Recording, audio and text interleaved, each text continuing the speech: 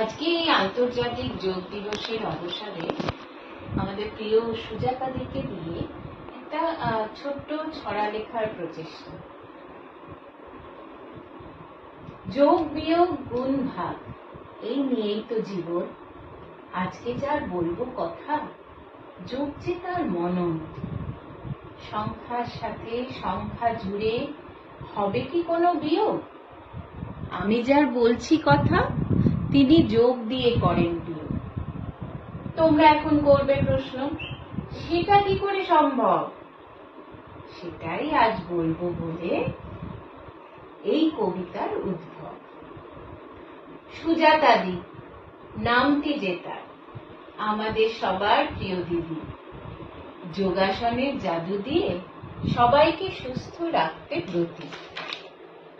সকাল দুপুর সন্ধে রাত্রি 4 বেলাতেই ব্যস্ত, যোগাসনের ছড়ি দিয়ে সবাইকে করেন তটস্থ। যোগ দিয়ে যে বিয়োগ হয় দিদি সেটাই শেখান, সঠিক ব্যায়াম করিয়ে করিয়ে সবার মেদ চর্বি ঝরান। কারোর যদি হাঁটু ব্যথা কিংবা কাবু কোমর, চিন্তা নেই, দিদি আছেন সব ব্যথা সারাতে দুঃখ।